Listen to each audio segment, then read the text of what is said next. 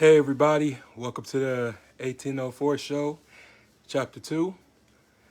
I'm your host, Dollar Will, and this is another episode of 1804 History. Let me see.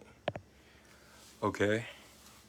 But yeah, I know I said this episode was coming soon, but I wanted to get back on here because I'm consistent. So I just want to thank everybody who's been supporting, everybody who's been showing love, everybody who's been subscribing to the YouTube channel, showing me love. I thank y'all because you guys keep me going and everything like that. So, further ado, let's get this episode rolling. Well, I'm going to do things a little bit different tonight because I didn't feel like explaining it to you guys because I bet y'all wondering what Malcolm X said. So, I feel like he should explain it to you guys more. And hopefully that I don't get flagged for copyrights and anything like that. But I found this audio recording of the great Malcolm X and just thought that I'll let you hear him explain it to you guys, because this is really not publicized like that. So we're going to hear this, and I'm going to get my thoughts after this. The method that the white man uses, how the white man uses these big guns or Negro leaders against the black revolution. They're not a part of the black revolution. They're used against the black revolution. When Martin Luther King failed to desegregate Albany, Georgia, the civil rights struggle in America reached its low point. King became bankrupt almost as a leader. Plus, even financially, the Southern Christian Leadership Conference was in financial trouble. Plus, it was in trouble, period, with the people when they failed to desegregate Albany, Georgia. Other Negro civil rights leaders of so-called national stature became fallen idols. As they became fallen idols, began to lose their prestige and influence, local Negro leaders began to stir up the masses. In Cambridge, Maryland, Gloria Richardson. In Danville, Virginia, and other parts of the country, local leaders began to stir up our people at the grassroots level. This was never done by these Negroes whom you recognize of national stature. They controlled you, but they never incited you or excited you. They controlled you. They contained you. They kept you on the plantation. As soon as King failed in Birmingham, Negroes took to the streets. King got out and went out to California to a big rally and raised about, I don't know how many thousands of dollars. Come to Detroit and had a march and raised some more thousands of dollars. And recall, right after that, Wilkins attacked King, accused King and the Corps of starting trouble everywhere and then making the NAACP get him out of jail and spend a lot of money. And then he accused King and Corps of raising all the money and not paying it back. This happened. I got it in documented evidence in the newspaper. Roy started attacking King, and King started attacking Roy, and Farmer started attacking both of them. And as these Negroes of national stature began to attack each other, they began to lose their control of the Negro masses. And Negroes was out there in the streets. They was talking about, we're going to march on Washington. By the way, right at that time, Birmingham had exploded, and the Negroes in Birmingham, remember, they also exploded. They began to stab the crackers in the back and bust them upside the head. Yes, they did. That's when Kennedy sent in the troops down in Birmingham. So, and right after that, Kennedy got on the television and said, this is a moral issue. That's when he said he's going to put out a civil rights bill. And when he mentioned civil rights bill and the Southern crackers started talking about they were going to boycott it or filibuster, then the Negroes start talking about what? We're going to march on Washington, march on the Senate, march on the White House, march on the Congress, and tie it up, bring it to a halt. Don't let the government proceed. They even said they was going to go out to the airport and lay down on the runway and don't let no airplanes land. I'm telling you what they said. That was revolution. That was revolution. That was the black revolution. It was the grassroots out there in the street. Scared the white man to death. Scared the white power structure in Washington, D.C. to death. I was there. When they found out that this black steamroller was going to come down on the Capitol, they called in Wilkins. They called in Randolph. They called in these national Negro leaders that you respect and told them, call it off. Kennedy said, look, you all letting this thing go too far. And old Tom said, boss, I can't stop it because I didn't stop it.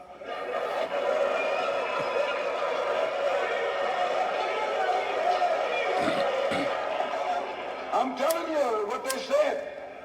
They said, I'm not even in it, much less at the head of it. They said, these Negroes are doing things on their own. They're running ahead of us.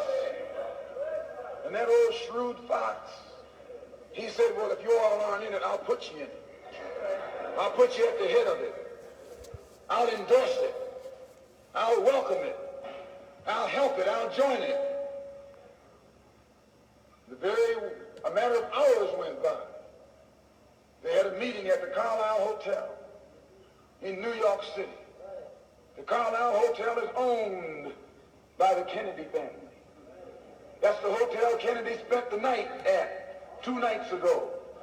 Belongs to his family. A philanthropic society headed by a white man named Stephen Currier called all the top civil rights leaders together at the Carlisle Hotel and told them that by you all fighting each other, you're destroying the civil rights movement. And since you're fighting over money from white liberals, let us set up what's known as the Council for United Civil Rights Leadership. Let's form this council, and all the civil rights organizations will belong to it. And we'll use it for fundraising purposes. Let me show you how tricky the white man is.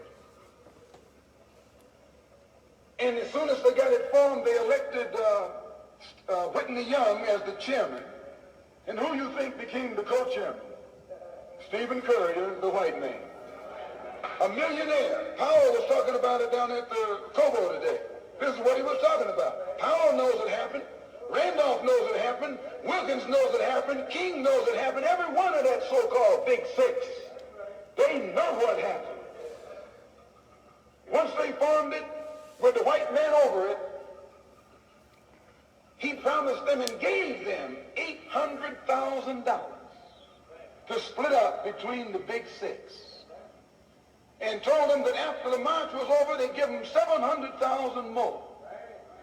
$1.5 million split up between leaders that you've been following, going to jail for, crying crocodile tears for, and they've nothing but Frank James and Jesse James and brothers.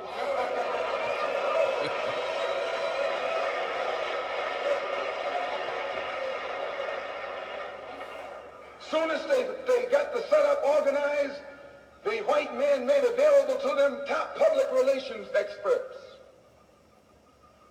Opened the news media across the country at their disposal.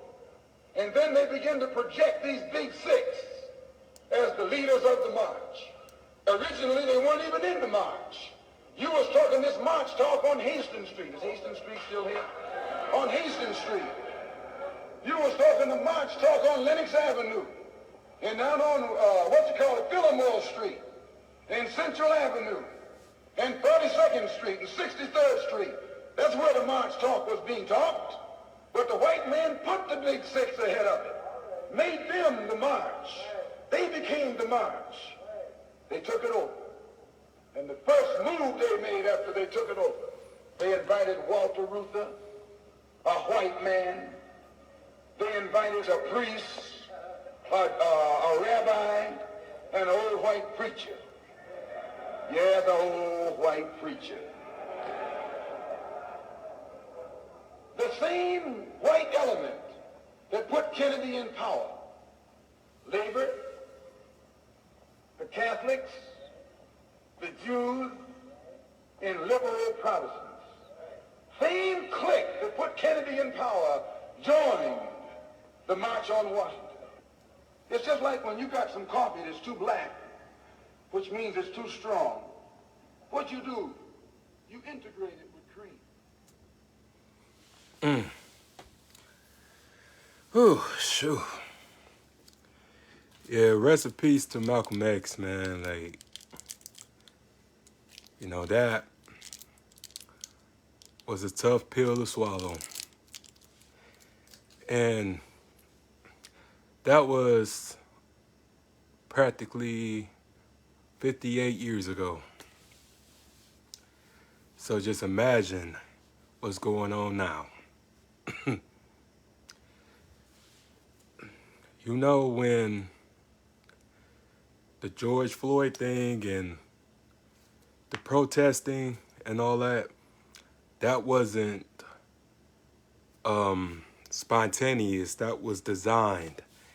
It was designed to get us all riled up, thinking that we was fighting for a revolution, that we was fighting for our freedom. But the whole time, everybody else got paid. These big corporations, these big so-called civil rights leaders and NAACP and all that got paid. But it never solved anything. All it solved was that we still fall for the old tricks. No matter what generation that we in, we still falling for the same trap amongst people. And Malcolm X was the only one who was bravely to speak out against this hypocrisy. And this is what happens when we don't stick to the plan. Because the March on Washington was supposed to have been our thing. It was supposed to have been the Negro thing, to stand up against the injustices and the chaos that was going on in the South, with the lynchings, with the police brutality, with the not being able to vote. And Kennedy outsmarted everybody. And this is why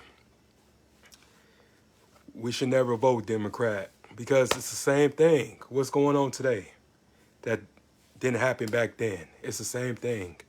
And we keep allowing people who don't live in our neighborhoods, who don't walk through our streets, who never been through none of our experiences, to control us and to politic. And to this day, we still going through the same stuff. We still going through hell. While everybody else who get to come into this country and reap the benefits, except Black Americans. And Malcolm X pretty much wasn't playing that game. And it's more to the speech, but basically he was saying that James Baldwin was planning to make a speech, but he wasn't going to follow with the plan.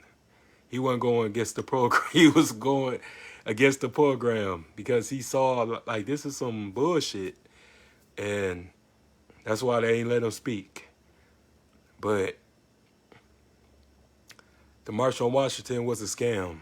It was a ploy to trick us into keeping Kennedy in office and the Democrats in office. Whether if you're a Democrat, whether if you're a Republican, they all on the same side, they all on the same team. When will we come together and fight against the oppressed and fight against the establishment? Because there's people that's keeping things the way that they are. And I'm not saying that, we don't have the best country in the world, but this hasn't benefited any of us. They allow us to do the things that we do, but any given time, they can take it away from us. We ain't free. We never was free. And people want to, talk about, oh, you wrong, and you need to just live your life. You need to just quit being on defense. I'm sorry. I'm not asleep. At any given time, they can turn this all around. And then what you going to do? Because we don't own anything.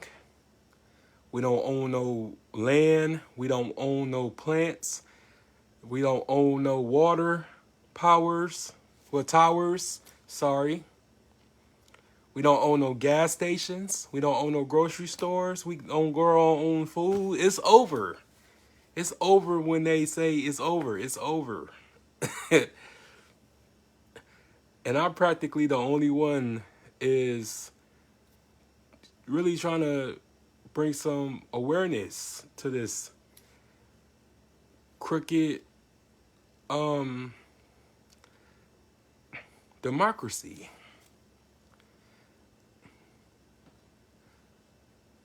But yeah, that's why I respect Malcolm X, because he spoke the truth. He knew that eventually he was going to get killed, but hey, he had a responsibility to our people. He was really a master teacher, and this is why we have to come together and stop the nonsense, stop the distractions. We gotta stop letting people manipulate us and control us, because everybody just want to turn up, want to party, want to have a good time, and this and that. But hey, it's real life situations going on. There's things that these young kids are missing out because the OGs ain't teaching them nothing. They teaching them more wrong rather than right. And we have to all get our priorities straight, because what are we going to do when the final battle happens? What are we going to do? We going to run, or we going to fight? We going to surrender, or we going to be victorious? So what are we going to do when shit get real and all that? Because we can only blame them for so long. We got to take some accountability for our own actions and our own future.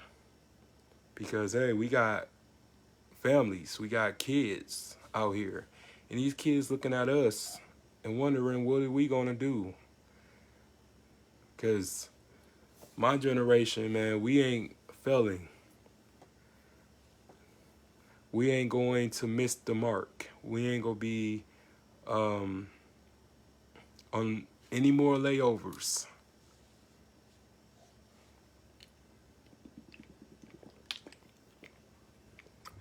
So we just got to understand who's our enemy, who our true enemy is, and we will be fine. We will be all right.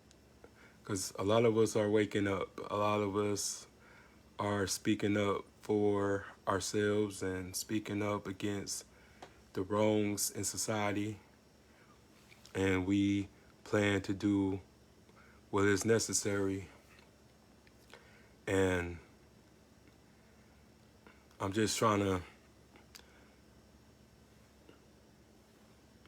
expose the truth, man.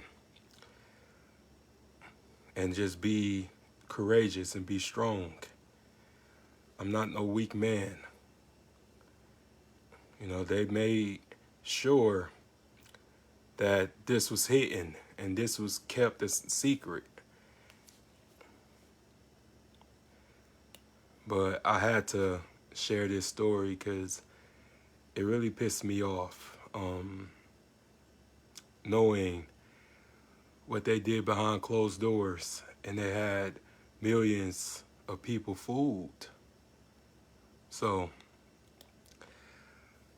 that will end this episode, guys, and thanks to whoever tuned in. Hopefully I don't get flagged or I don't get copyrights strikes against the audio, but hopefully Facebook will stall me out tonight, because I feel like this is necessary for this information to get out. But yeah, make sure you guys subscribe, hit that like button, hit that bell for future notifications, and I'm out. Have a good night. Peace.